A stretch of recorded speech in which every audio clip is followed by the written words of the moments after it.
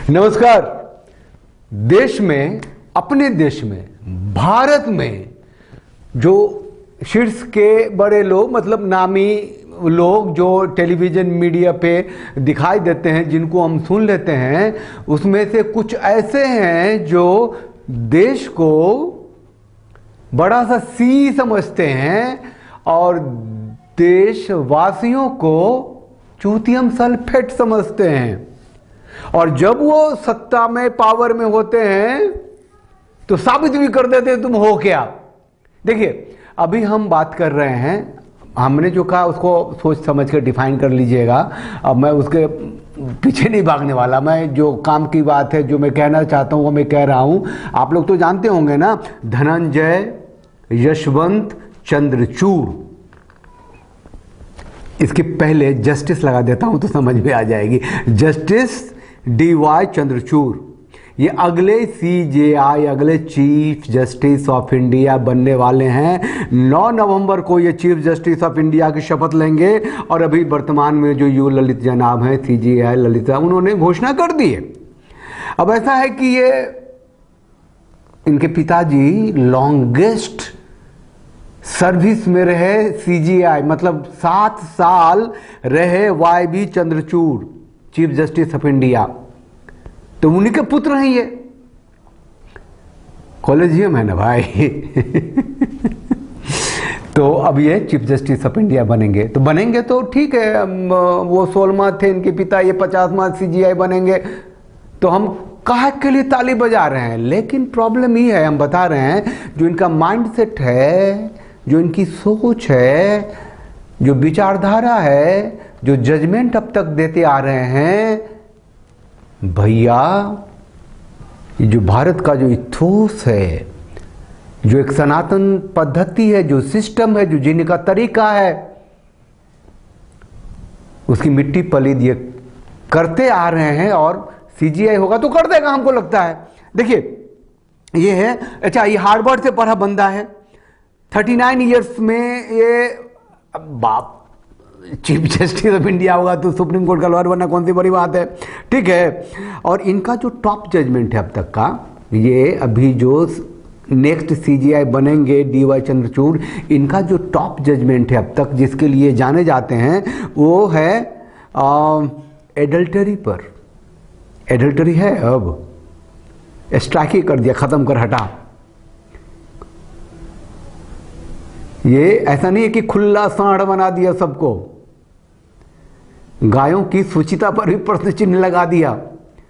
जहां भी चाहो घूम लो, भटक लो, मतलब क्या है, स्ट्राइक मार दिया, ठीक है। राइट टू प्राइवेसी पर, राइट टू प्राइवेसी बोले ना तो ये होमोसेक्सुअलिटी पर जजमेंट था। ये अपने पसंद के 2 छोरे 2 छोड़ियां, लेस्बियंस, होमोज, क्या था, आर्टिकल 377 था कि क्या था, भगवान जाने। वो जजमेंट इसका था भैया। ये जो पुलिस टॉर्च लगे घूमते रहते हो होटल होटल कि 2 छोरे कहाँ मिल रहे हैं, 2 छोरियाँ कहाँ मिल रही हैं, और ये इसको अपर नहीं है, उसको ख़त्म किया। और उसके बाद अभी भी जजमेंट तो आया था एबॉर्शन पे कि भैया वो शारीरिक संबंध के लिए नहीं जरूरी है शादी। अब जब संबंध के लिए, जब शादी जैसा इंस्टीट्यूशन को ही स्ट्राइक कर दिया इस बंदे ने। पहले भी तो था ही ना कि आपने गलत तरीके से कंसीव कर लिया, शादी आपकी नहीं हुई है, तो 1 महीना, 2 महीना, 3 महीना, 4 महीना, 5 महीने तक आपको पता नहीं चला कि यू आर प्रेग्नेंट। अब 6-6 महीने का बच्चा फुल, इसने मतलब चंद्रचूड़ साहब ने कहा कि हत्या कर सकते हो, करो, मर्जी से करो। और उसके लिए मतलब ये सहवास को शादी से जोड़ के देखने का टैबू छोड़ो। अब जब सहवास को शादी से नहीं जोड़ोगे तो प्रेगनेंसी को शादी से क्यों जोड़ोगे? जब प्रेगनेंसी को शादी से नहीं जोड़ोगे तो टर्मिनेशन को क्यों जोड़ोगे भैया, एबॉर्शन को क्यों जोड़ोगे? खैर, ये इनका मुख्य था, ये जो बेसिकली जो अब तक इन्होंने जजमेंट दिया है।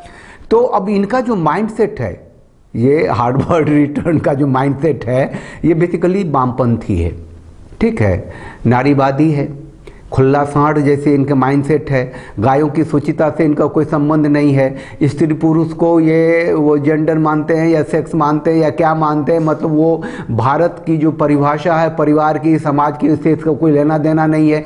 तो ये जो कह रहे हैं ये चंद्रचूड़ साहब जो चूड़ा बना रहे हैं, कूड़ा बना रहे हैं इंडियन सिस्टम को, इंडियन इथोस को, वो किन किन बातों को लेकर कर रहे हैं वो मैं बता रहा हूं, फिर मैं सुना दूंगा। क्या ये डीवा चंद्रचूड़ का माइंडसेट को देखिए। कहते हैं ये विक्टिमहुड, ये विक्टिम्स कोई ढूंढ के लाने वाला आदमी है। कहता है कि जो विक्टिम है, कौन है विक्टिम? महिलाएं खुद को विक्टिम कहती हैं, जो दलित है खुद को विक्टिम कहते हैं, जो नीची जाति के हैं, जो लोअर कास्ट के लोग हैं वो कहते हैं कि मेरा ये हुआ है। ये कहते हैं कि जो विक्टिम, अच्छा LGBT कहते हैं हम विक्टिम हैं, होमोसेक्सुअल्स कहते हैं विक्टिम हैं, और LGBTQ बस सारे कहते हैं कि विक्टिम है। तो कहते हैं ये जो कह रहे हैं वो तो कह ही रहे हैं, और विक्टिम्स को ढूंढ के लाने की जरूरत है। अब मेरी बुद्धि कम है, मैं तो ऐसे लोगों को पागल ही कहूँगा जो ये मतलब ये जो कास्ट सिस्टम है ना, उसको रेस सिस्टम से जो अमेरिका जो ब्लैक एंड व्हाइट की बात है ना, उसको यहाँ पे is relating with the lower caste to our caste. Mohan Bhagwat कह रहे हैं कि कास्ट सिस्टम हटाओ, सब हिंदू हो, सब सनातन हो, सबका DNA एक है। और ये चंद्रचूड़ यहाँ आगे कह रहा है कि विक्टिमहुड को पैदा करो, ढूंढो कहाँ कहाँ है, और सबको, सबके लिए न्याय होनी चाहिए, सबको बराबर का सम्मान होना चाहिए। अच्छा, और सबसे बड़ी खतरनाक बात क्या है कि जब ये आदमी ऐसा कह रहा है तब ये कह रहा है कि जो टैलेंट ओरिएंटेड जो कैरियर है, IIT में आप जाते हैं, IIM में जाते हैं, मेडिकल इंस्टीट्यूट्स में जाते हैं, CA बनते हैं, तो वहां क्या कह रहा है ये आदमी कि वहां भी एक तरह का रेसिज्म है। रिजर्वेशन में भी टैलेंट आप ढूंढ लेते हैं। नहीं, एक्चुअली ये बंदा कह क्या रहा है उसको मैं अपनी भाषा में समझाऊं कि क्रिकेट गेम में एक बैट्समैन सेंचुरी मारता है और एक 0 पे आउट हो जाता है, तो ये मियां चंद्रचूड़ कह रहे हैं कि जो 0 पे आउट होता है, क्यों आउट होता है भाई? उसको धीमा बॉल दो, उसको स्पिन वाला बॉल मत दो। ये जो रेसलर होते हैं, जो गोल्ड लाते हैं, सिल्वर लाते हैं, और वहां जो निखट्टू होते हैं जिन्हें सिलेक्शन भी नहीं होता है, वो कहता है कि नहीं, उसको कंपटीशन ही मत दो ऐसा। मतलब ये क्या कर रहा है आदमी? ये देश को कहां ले जाएगा, कहां तोड़ेगा, क्या कहां पटकेगा? मतलब कि औरत मर्द को जो रिश्ते हैं, जो सोसाइटी है, जो सिस्टम है, वो उसको खत्म कर चुका है, एडल्टरी खत्म कर चुका है। LGBTQ को कह रहा है कि ये मतलब उसको अब कहते, अब इसकी बात माने तो उनके लिए अलग सिस्टम तैयार करो, उनके लिए LGBT के लिए अलग पार्क होनी चाहिए, अलग स्पोर्ट्स ग्राउंड होना चाहिए, अलग लॉ सिस्टम होना चाहिए, अलग कोर्ट्स होने चाहिए, उनके हगने मूतने की अलग जगह होनी चाहिए। Is very dangerous, disastrous. आगे क्या लिखा मैंने इसके बारे में जरा मैं देखूं। हाँ, CGI के पुत्र हैं, हार्वर्ड से पढ़े हैं, खुद ही टैलेंटेड है, कॉलेजियम के तरफ CGI बन रहा है। भैया अगर टैलेंट की बात नहीं होती तो तुम यहां कैसे पहुंचते? एक वकील जो 70 साल का हो गया है, लोअर कोर्ट में धक्के खा रहा है, 50-100 रुपया रोज एफिडेविट बना के खा रहा है, उसको CGI ना बना दें? उसके पास टैलेंट नहीं है तो क्या हुआ? उसको टैलेंट की जरूरत ही क्या है? देश को टैलेंट की, प्रतिभा की जरूरत ही क्या है? क्या है ये जो मैं वीडियो बना रहा हूं वो इंटरटेनिंग तो है नहीं, तो ऐसा तो है नहीं कि टांगे जांगे दिख रही हैं तो लोग इसको क्लिक करेंगे। तो अगर आप देख रहे हो तो इसको लाइक सब्सक्राइब कर लेना, वो YouTube थोड़ा इसको बढ़ा देता है आगे तक, और वो जो है घंटी उसको आप प्रेस करेंगे तो नोटिफिकेशन भी आपको मिल जाएगा, जो बेल आइकन है। और ये बहुत जरूरी है क्योंकि जो पुरुष एट लार्ज को तो दर्द में इस चंद्रचूड़ ने तो डाला ही डाला। ये देश के लिए भी बहुत बड़ा खतरा है, डिजास्टरस आदमी है।